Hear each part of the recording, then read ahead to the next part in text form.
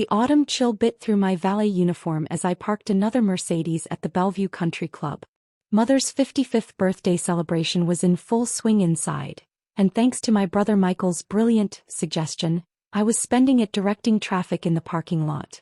"Hey sis, that Bentley needs moving," Michael called out from the entrance, champagne glass in hand. His Armani suit probably cost more than what he thought I made in a year. "The valet suits you, Julia.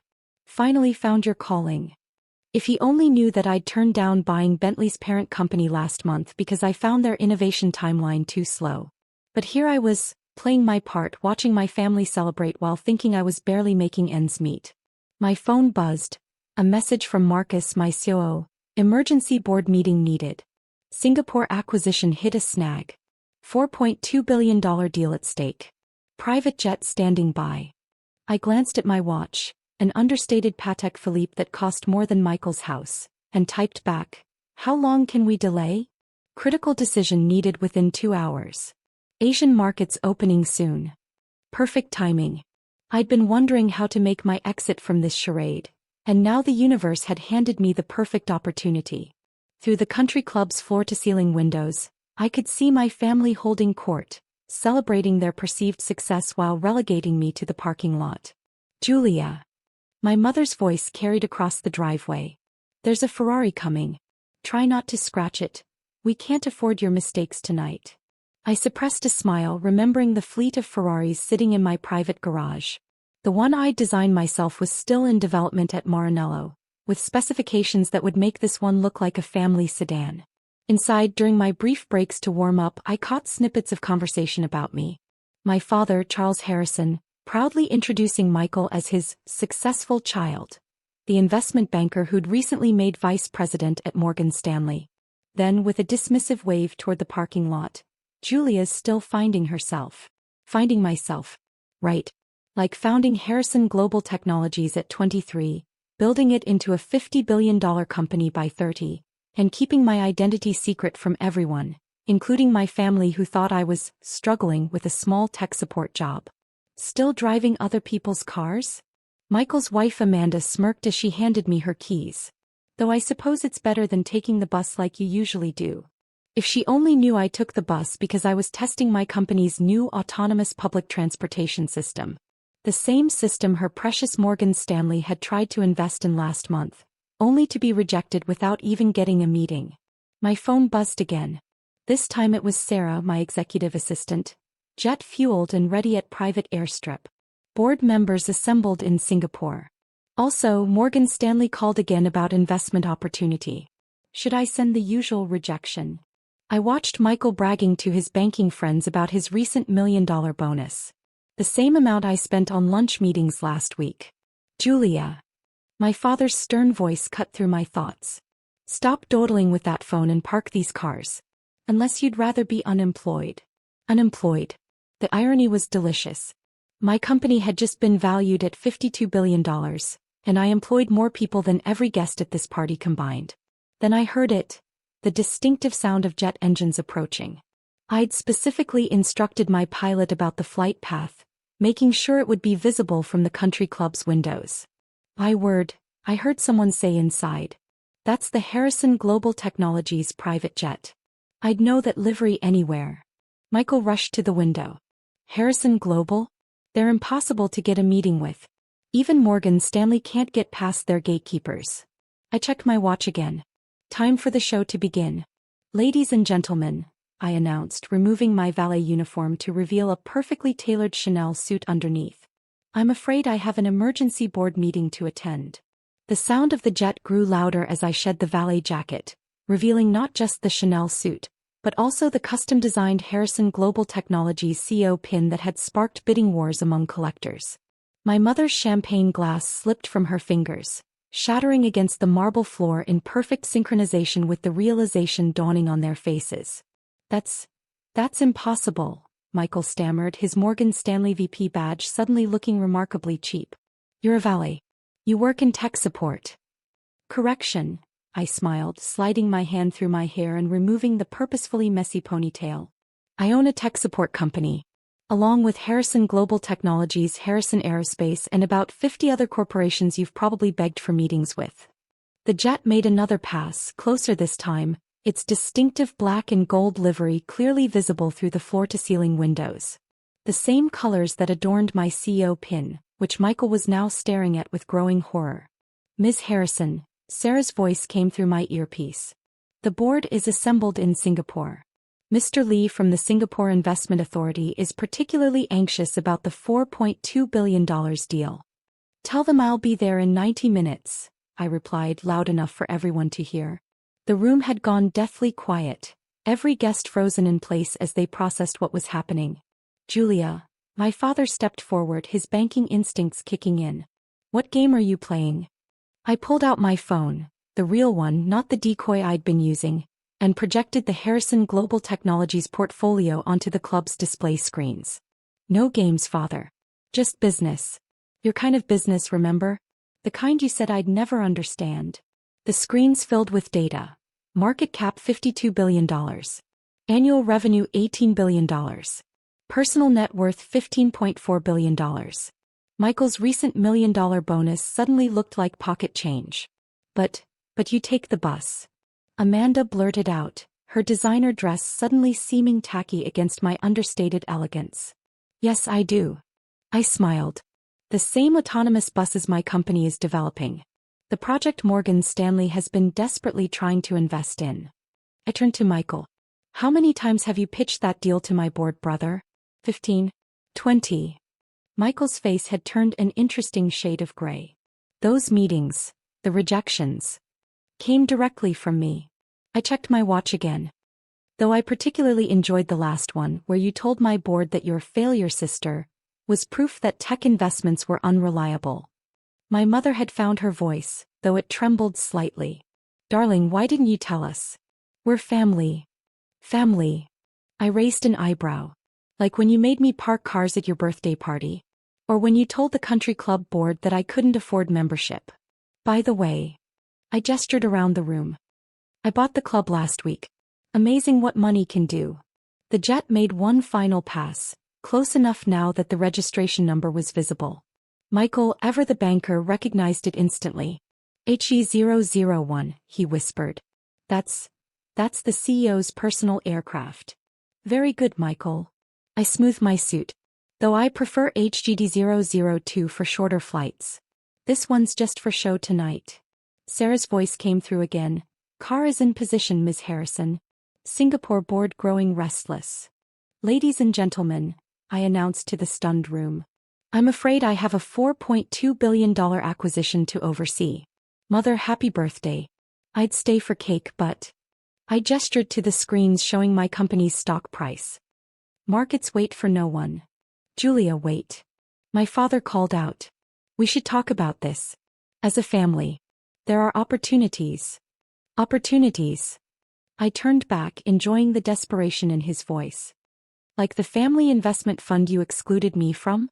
The one that's now worth less than my daily coffee budget." The sound of helicopter blades cut through the night. My actual transportation to the airfield. Michael's banking friends were practically drooling, recognizing the distinctive sound of the ultra-rare Airbus corporate helicopter. "By the way, Michael," I added as I walked toward the door, "Morgan Stanley's pitch? Rejected again. Though this time it's personal." The helicopter's blades whirred above the country club as I stepped outside, leaving a room full of shattered illusions behind. But I wasn't done yet. This evening's revelation had been 8 years in the making, and I intended to savor every moment. "Julia." Michael's voice carried over the noise as he chased after me, his perfectly coiffed hair now disheveled. "Wait. We need to talk about this." I paused, turning to face my brother who had spent years making sure everyone knew I was the family failure. "Talk about what, Michael? Your rejected Morgan Stanley pitches?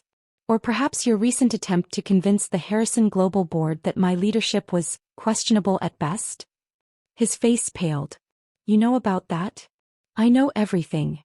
I pulled out my tablet, displaying his confidential Morgan Stanley presentations, including your suggestion last month that Harrison Global would be better off under Morgan Stanley's experienced leadership.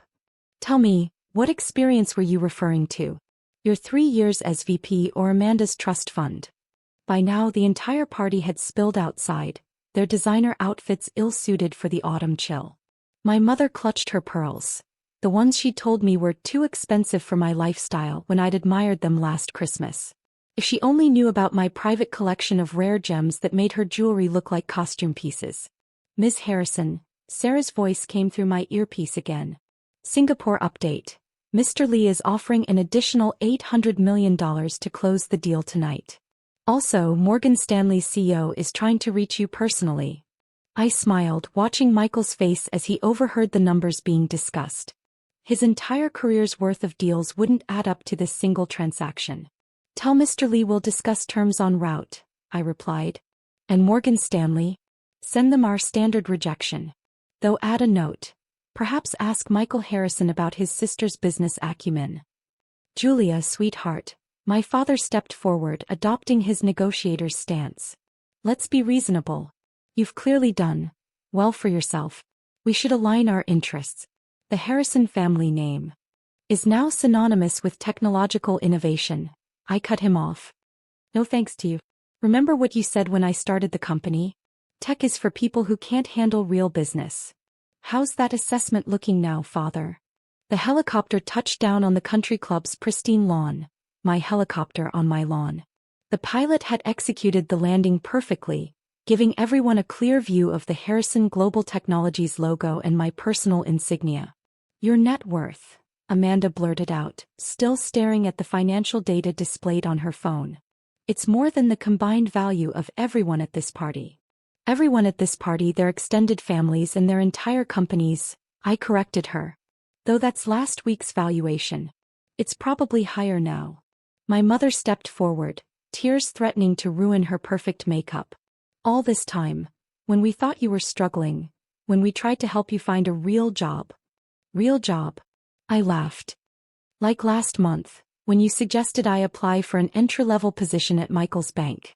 The same bank that's been desperately trying to get a meeting with me for years. The night air was filled with the sound of notifications as more news broke about Harrison Global's latest acquisition. Michael's phone buzzed continuously, likely his superiors at Morgan Stanley realizing their star VP had been unknowingly sabotaging their chances with one of the world's most valuable companies. Sarah, I called out, show them the property portfolio. The country club's exterior screens lit up, displaying my real estate holdings, the entire block of Manhattan where Michael rented his luxury apartment, the building where my father's investment firm leased office space, the exclusive shopping complex where Amanda bragged about shopping. You own. Michael's voice cracked. You own everything. Not everything, I corrected him. Just the important things, like the mortgage company holding your house loan. Or the private equity firm that's about to decline your latest bonus request. Ms. Harrison, Sarah appeared beside me, tablet in hand. Singapore transfer confirmed. The additional funds have been wired. Also, your father's investment firm just lost their biggest client to us. I watched my father's face as he realized what that meant. His boutique investment firm had been hanging by a thread, kept afloat only by that one major client. A client that now preferred doing business with his failure daughter. The valet service was a nice touch, Michael, I said, walking toward the helicopter. Though next time, check who owns the cars you're having parked. Most of them belong to my subsidiaries. Julia, please, my mother made one last attempt. We're still family. We can work together, support each other. I paused at the helicopter's door. Support? Like when you banned me from family investments. Or when you told the country club board I couldn't afford membership. I smiled. By the way, the board meeting tomorrow is cancelled. Along with your memberships. You can't do this, Michael protested weakly. Actually, I can. And I am. I checked my watch. A gesture they'd seen me do countless times, never realizing it was controlling more than just time. At my signal, every screen in and around the country club lit up with the same message. Harrison Global Technologies announces $5 billion Singapore expansion. Enjoy the rest of the party, I said, stepping into the helicopter. Though you might want to check your accounts tomorrow. It seems Morgan Stanley is reviewing all VP positions, starting with those who failed to recognize significant investment opportunities. As the helicopter lifted off, I watched their figures grow smaller. My family, their friends, their entire world of artificial success diminishing beneath me. Through my earpiece I could hear the Singapore board members discussing the acquisition, billions of dollars hanging on my next decision. "Sarah," I called out over the noise of the rotors, "send them a gift." "The usual, Ms. Harrison?" "No." I smiled, thinking of all the times they'd mocked my little tech job. "Send them a bus pass. After all, they'll need to get used to public transportation." The helicopter banked toward my private airfield where HG001 waited. Below, the country club, my country club, continued to display the evidence of their daughter's success, while the family that had dismissed her for so long stood in the darkness, finally understanding what real business looked like. Sometimes the best revenge isn't just success. It's success they never saw coming, delivered with a precision that makes every previous slight worth it. And as my jet lifted off for Singapore, I couldn't help but think that parking cars had been worth it, just to see their faces when they realized who really owned the lot.